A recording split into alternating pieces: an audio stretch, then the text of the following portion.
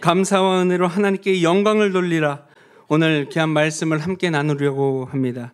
우리 믿음의 백성들은요, 감사의 맥주 감사절로 이 자리를 지키고 있습니다. 출애굽기 23장 16절에는 이런 말씀이 있습니다. 맥주절을 지키라. 이는 내가 수고하여 밭에 뿌린 것의 첫 열매를 거둠이라. 맥주절을 지키라는 이 명령, 하나님의 말씀에 우리는 순종하기를 간절히 기도합니다.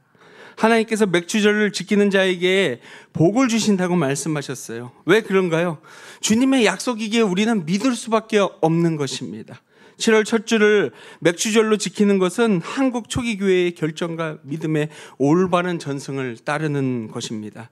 그렇기 때문에 그 하반기의 시작 7월의 첫 주를 맥주 감사절로 지킬 수 있다는 것에 고맙고 감사할 뿐입니다. 근데 우리가 왜 감사할 수 있는 건가요? 왜 우리의 삶이 감사드릴 수밖에 없는 건가요? 이 자리에서 예배 드린다는 것 자체로도 우리는 감사할 수밖에 없는 존재이기 때문입니다. 우리 목포 베델교회의 표어는 무엇입니까? 바른 길을 천천히 걸어가는 베델교회입니다. 혹시 모르는 분들이 있으면 컨닝할 수 있는 기회를 이렇게 허락했어요. 바른 길을 천천히 걸어가는 목포 베델교회. 근데 저는 사도행전을 읽으면서요, 이런 생각을 합니다. 고린도전서, 바울의 서신서들을 읽으면서 이런 생각을 해요. 바울이 슬로건은 없었어도 그의 모습과 그의 삶을 바라본다면 그에게 어떤 표어가 걸맞을까 생각을 해봅니다. 뭐라고 했을까요? 바른 길을 천천히. 감사합니다. 역시 우리 성가대밖에 없습니다.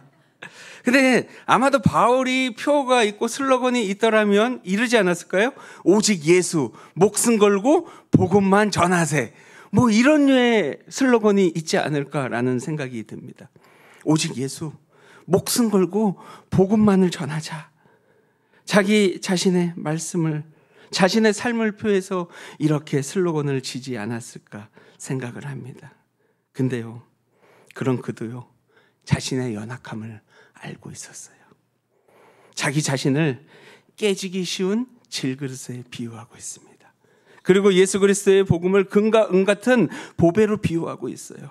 그래서 나는 연약하지만, 나는 부족하지만, 나는 깨어지기 쉬운 질그릇이지만 보배와 같은 예수 그리스도의 영광의 복음의 능력을 갖고 있기에 이 환난 가운데서도 고린도 성도들에게 삶 속에 주님의 풍성한 사랑과 생명의 놀라움을 누리게 하였음을 알리고 있는 것입니다.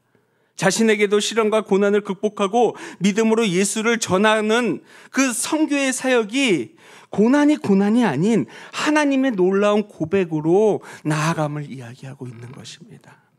고린도 성도들과 함께 그리스도 앞에 서게 될 것이라고 소망하고 선포하고 있는 것이죠. 그래서 오늘 7절에는 이렇게 이야기합니다. 우리가 이 보배를 질그릇에 가졌으니 이는 심히 큰 능력을 하나님께 있고 우리에게 있지 아니함을 알게 하려 함이라 라고 이야기합니다. 이 질그릇이 무엇입니까? 약하고 약한 존재입니다. 질그릇은 볼품없고 약하고 깨어지기 쉽고 세상적인 말로 별로 귀하지도 않아요. 바울은 자신의 연약함을 그렇게 고백합니다. 스스로가 나약한 질그릇이다 라고 선포합니다. 그러나 그런 존재도요, 보배를 지님으로 축복을 누릴 수 있는 자격을 얻게 됐다고 이야기해요. 근데 저는 바울의 이런 모습들을 보면서 왜 이러한 감사의 고백을 할 수 있었을까 생각을 해봅니다. 근데 그 안에는요, 바울에게 있었던 그 직분 때문이었던 것 같아요. 고린도후서 3장 8절에 보면은 이런 말씀이 있습니다. 영의 직분은 더욱 영광에 있지 아니하겠느냐. 그는요, 그의 직분이 영광스럽다고 합니다. 영의 직분, 영광이 있다고 이야기를 하죠. 물론 직분이 다하는 것은 아닙니다. 직분이 세상의 계급처럼 되어서는 안 됩니다. 그러나 그 영의 직분으로서 겸허히 그는 받아들인 것이에요. 사실 바울이 사역하던 그때 그 시대의 교회를 핍박을 받을 때였어요. 사도라는 직분이 거창해봐야 사실 얼마나 거창하고 누가 얼마나 알아줬겠습니까?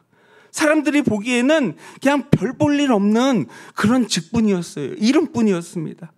그러나 그 누구보다 그에게는 더없이 소중한 하나님의 거룩한 직분이었다는 것입니다. 여러분, 하나님이 주신 사랑, 그 사랑에 감사하는 것이, 그 직분에 감사하는 것이 얼마나 큰 영광인지요. 그러나 우리들을 보면은 그 직분을 너무나도 하찮게 볼 때가 많이 있지 않습니까? 사실 한국 교회가요, 그 직분이 너무나도 난무하기 때문이에요. 그 직분이 너무나도 많기 때문에 소중한 것을 모를 때가 너무나도 많이 있어요. 여러분, 그러나 주님이 나에게 소중한 직분을 주셨다면 그 직분을 소중하게, 존엄하게, 감사하게 여기길 소망합니다. 나에게 주신 달란트를 주신 것에 감사함으로 나아갈 수 있기를 원합니다. 감사한 마음으로 주님께 온전히 순복하는 마음으로 내게 허락하신 그 은혜를, 나의 의의를 드러냄이 아닌 하나님께 영광을 드리는 귀한 소중한 직분이 되기를 원합니다. 또 하나 감사해야 할 것은요, 하나님께서 우리들에게 허락하신 아름다운 믿음의 좋은 소식, 복음입니다. 이런 찬양이 있어요. 하나님이 세상을 이처럼 사랑하사. 첫음을 높게 잡으면 이렇게 힘들어요. 독생자를 주셨으니 누구든지 예수 믿으면 멸망하지 않고 영생을 얻으리로다. 영생을 얻으리로다. 이게 연도마다 버전이 조금씩 달라요. 그렇죠? 영생, 이 죽음 이후에도 계속되는 삶을 이야기하고 있어요. 그리스도를 믿고 하나님과 새롭고 영속적인 관계에 들어서는 것이고, 이 영생은요, 새로운 생명을 덧입는 것이라고 이야기를 합니다. 어떻게 해요? 예수를 믿음으로써 가능한 일들이에요. 이 소식, 이 좋은 소식, 이 복음을 만방에 전해야 하는 우리는 소명을 갖고 있다는 것입니다. 그런 사명을 가진 우리들, 하나님의 믿음을 소유하게 된 거룩한 백성들이에요.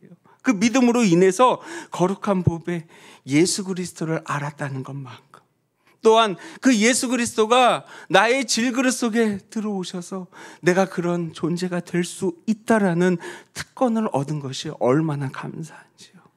전할 수 있는 거룩한 믿음의 자녀들이 된 것입니다. 그리스도를 통해 의의를 얻고 영생을 얻고 성령을 얻고 하늘나라의 천국 티켓을 허락한 믿음의 자녀들. 사실 우리가 그런 자격이나 있는 사람들입니까? 나약하기 그지없는 사람들 아닙니까? 질그릇 쓰잘데기 없어 보이고 손으로 힘을 푹 주면 어떻게 됩니까? 으그적하고 부러질 것 같은 약하고 천한 존재이지만, 보기에도 자랑할 것이 하나도 없는 그런 그릇이지만, 그런 볼품없는 그릇이지만, 우리에게는 세상이 갖지 못하는 보배로운 것들을 품을 수 있는 아름다운 주님의 자녀라는 거예요. 직분이 있고 복음이 있고 사명이 있고, 그 안에 우리에게는 하나님의 행복이 함께할 줄 믿습니다. 그런데 이러한 사역들을 하다 보면요, 우리들에게 환난과 고난과 아픔이 있을 때도 있어요. 그래서 8절에 보면 이런 말씀이 있습니다. 우리가 사방으로 우겨쌈을 당하여도라고 합니다. 그냥 이 단어대로 그냥 무슨 뜻인지 확 오지 않습니까? 굳이 설명하지 않아도 어떠한 상황인지 아시지요? 환난과 고통의 압박, 그냥 압박이 아니라 정신이 혼미해질 정도로 우겨쌈을 당한다고 이야기합니다. 그런데 주님을 믿고 의지하는 그러한 상황 속에서도 바울은 감사의 끈을 놓지 않았어요. 바울뿐입니까? 다니엘을 보세요. 사자굴에 들어가야 됩니다. 어떠한 상황과 형편 속에서도 그는요, 감사의 끈을 놓지 않았어요. 그러니 어떻게 됩니까? 그 굴에서 빠져나올 수 있게 돼요. 베드로도 감옥 속에서 다음날 죽음을 기다려야 하는 상황 속에서도 하나님께 감사의 고백의 기도를 드렸어요. 결국 주님의 은혜와 사랑으로 그곳에 빠져나오게 됩니다. 수많은 은혜와 사랑을 덧입게 되는 것입니다. 아무리 대적자들이 사방으로 우겨쌈을 당해도 하나님은 더 많은 천사들을 통해서 우리들을 지켜주셨어요. 바울은 환난과 고통 속에서 심한 고통 속에서도 육체가 편하지 않더라도 핍박은 있어도 은혜와 사랑과 감사를 절대로 잃은 적이 없었다는 것입니다. 그에게 모든 것들을 주님이 해결해 주셨고 주님이 위로해 주셨기 때문입니다. 그러니 우리도 절망할 필요가 없어요. 사실 출애굽기만 해도 그렇지 않습니까? 출애굽한 이스라엘 백성들 홍해를 만납니다. 생각해 보십시오. 그 성경 읽을 때 본문의 말대로 우겨쌈을 당하게 됩니다. 낭망의 시간이 도래합니다. 갈급합니다. 손을 쓰고 싶어도 어떻게 손을 쓸 수 없는 상황이 오게 돼요. 그들은 울부짖습니다. 그때 리더자였던 모세는 단 한마디를 합니다. 제발 잠잠히 있어. 그리고 낙심하지 마. 그리고 여호와께서 누구를 위해서요? 너희를 위해 싸우실 거야. 너무나도 위로되지 않습니까? 나는 너무나도 지금 상황이 탈피하고 싶고 내가 어떻게 해야 될지 몰라서 조급한 이런 상황 속에서도 우리의 믿음의 선배들은요, 잠잠히 있으라고 이야기합니다.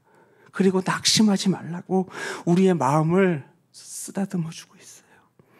그리고 주님께서 함께 하실 테니까 니들은 걱정하지 마라 라고 이야기를 합니다.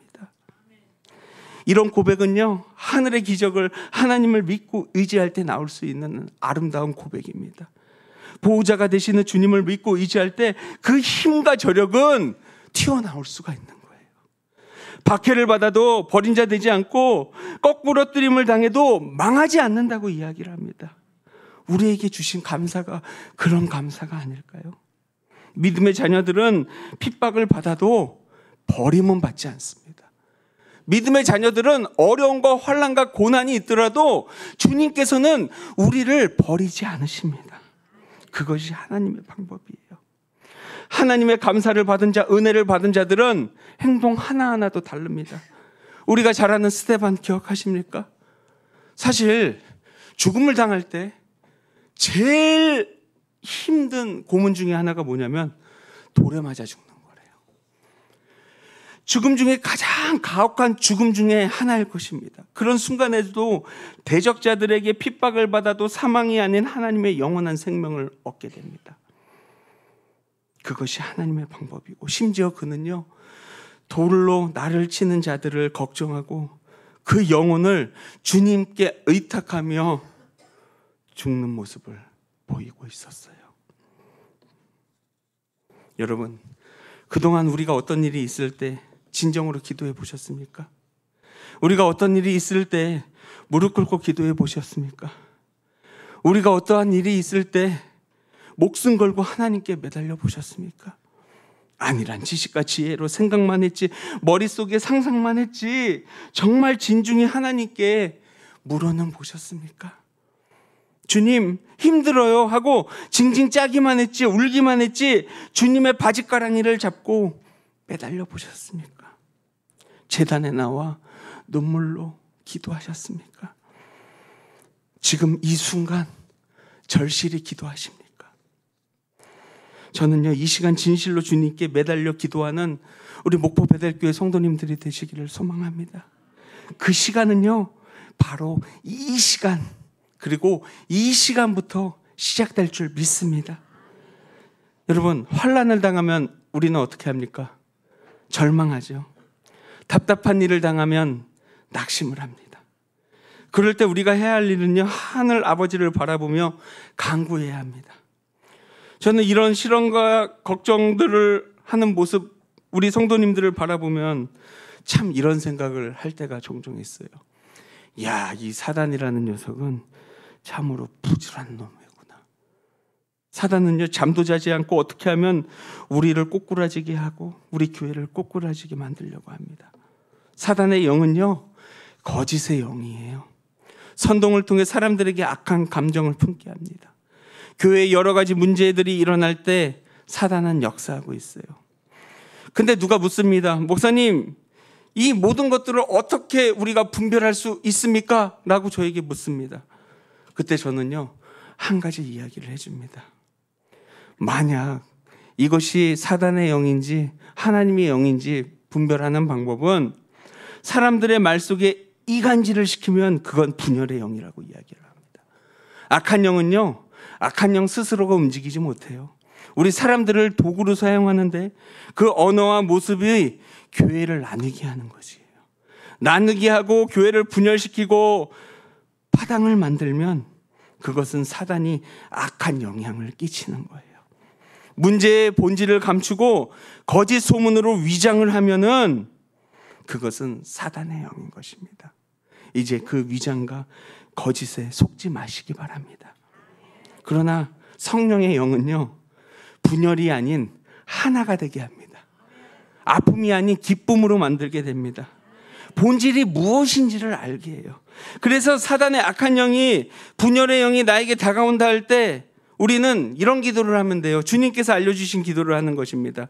주님, 악에서 구원하시고 주를 힘입어 물리치게 하소서. 우리의 마음을 지키는 방법이에요. 그것이 거룩하신 성령의 힘일 줄 믿습니다. 그러면 우리 마음속에 성령의 순종함으로 나올 수 있게 되는 거예요. 그래서 오늘 말씀 14절 15절엔 이렇게 이야기합니다. 주 예수를 다시 살리시니가 예수와 함께 우리도 다시 살리사 너희와 함께 그 앞에 서게 하실 줄을 아노라. 이는 모든 것이 너희를 위함이니 많은 사람의 감사로 말미암아 은혜가 더하여 넘쳐서 하나님께 영광을 돌리게 하려 함이라 라고 이야기를 합니다. 여러분, 우리는요, 사실 우리 한 명 한 명을 보면 우리는 그렇게 대단한 사람이 아니에요. 그리고 우리가 쓰임을 받을 때 대단한 사람이 될 수도 있죠. 근데 대단한 사람이 될 때는요, 멋진 사람이 될 때는요, 내가 대단한 것이 아니라 내가 주님의 도구로 쓰임 받을 때 대단한 사람이 되는 것입니다. 주님의 도구로 쓰임을 받아야 되는데 어떤 도구가 주인이 되려고 하는 순간 우리는 그 정체성을 잃어버리게 되는 것이죠. 그래서 어떤 이들은 이렇게 이야기합니다. 이렇게 썩었으니 한국교회가 망하지.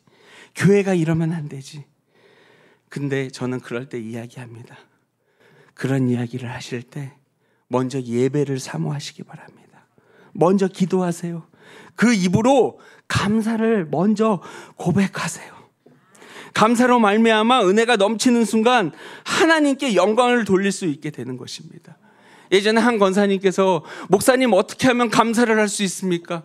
그래서 제가 숙제를 드렸어요. 권사님, 아침에 일어나자마자 감사합니다 35번 하시고요.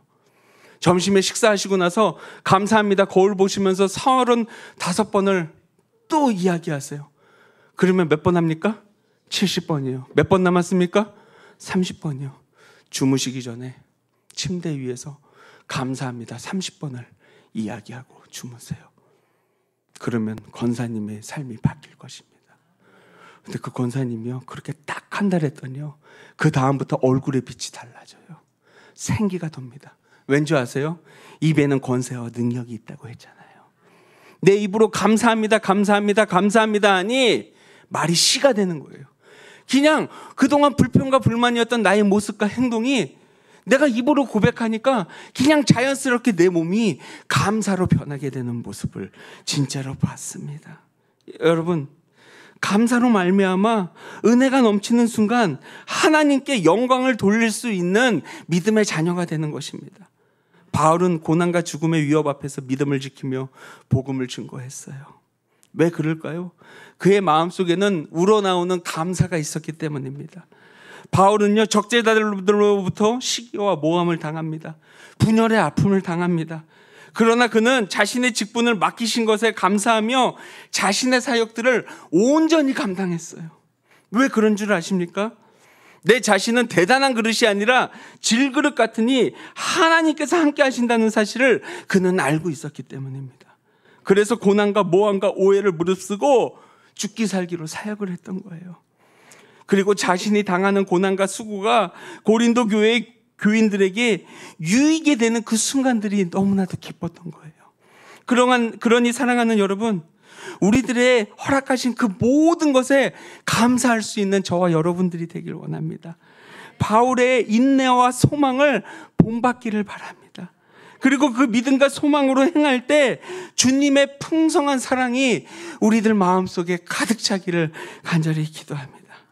그리고 날마다 긍정의 말, 행복의 말로 우리들의 삶을 내뿜을 수 있는 우리 모두가 되길 원합니다. 영광을 돌리게 되는 그 입의 시작은 감사가 될 줄 믿습니다. 독일의 유명한 음악가인 요한 제바스타인 바흐가 노년이 되어서 시력을 잃었을 때 일이에요. 이 바흐는요, 당시 유명한 안과 의사로부터 수술을 받습니다. 근데 수술 전에 이런 이야기를 듣습니다. 선생님이 눈은 수술을 해도 상태가 호전되지 않을 확률이 많습니다. 바흐가 그래도 음악가지 않습니까? 음악가는 뭘 봐야 돼요? 대단하십니다. 역시 우리 성가대십니다. 성가대는 무조건 악보를 봐야 되죠. 악보를 봐야 돼요. 악보를 써야 돼요. 악보를 만들어야 돼요. 음악가에게 눈은요, 귀만큼 중요한 것입니다. 그런데도 수술을 강행합니다. 수술을 위한 오랜 시간이 흐르고 이제 맨날 바울이라 그러니까 바흐의 눈에서 붕대를 풀을 때 침대에 불러서 있던 자녀들이 이 바흐에게 묻습니다. 아버지, 혹시 지금 뭔가 보이십니까? 이때 바흐가 대답합니다. 모든 것이 주님의 뜻대로 되었다. 아무것도 보이지 않는구나. 희망이 사라지는 순간이었습니다.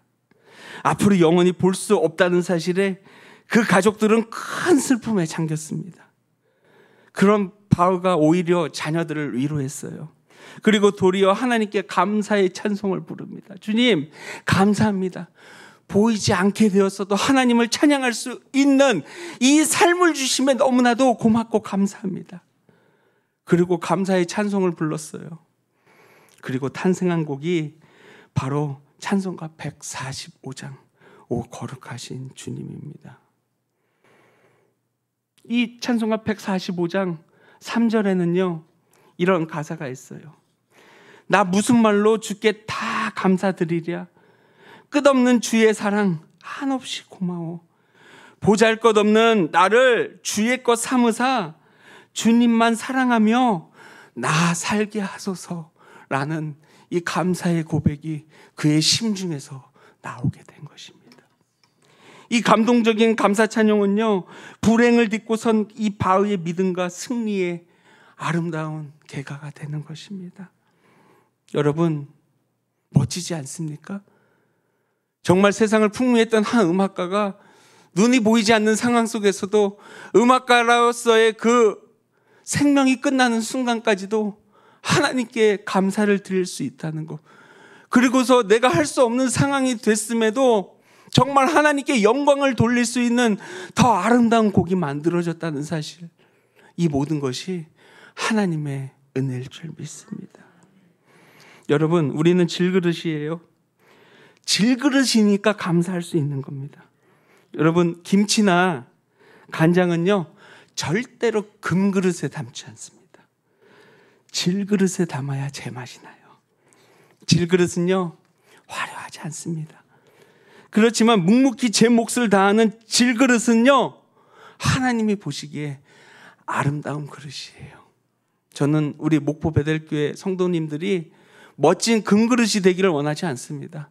하나님이 보시기에 가장 아름다운 질그릇이 되기를 원합니다. 그래야 우리 교회가 건강해질 것 아닙니까? 질그릇 같은 인생, 내 자신을 과신하지 않고 작은 일에 감사하고 겸손의 향기를 바라기를 원합니다. 그것이 우리 예수 믿는 사람들의 평생의 사명일 줄 믿습니다. 우리 옆에 분들과 이렇게 인사 한번 해볼까요? 멋있는 아름다운 질그릇이 됩시다. 우리 두 손을 모으시고요, 진중히 기도하기를 소망합니다. 우리는 진정 감사하고 있는지, 마음속에 깊은 감사의 기도를 하고 있는지, 이 시간 마음을 담아 주님의 음성에 귀 기울여 보도록 하겠습니다.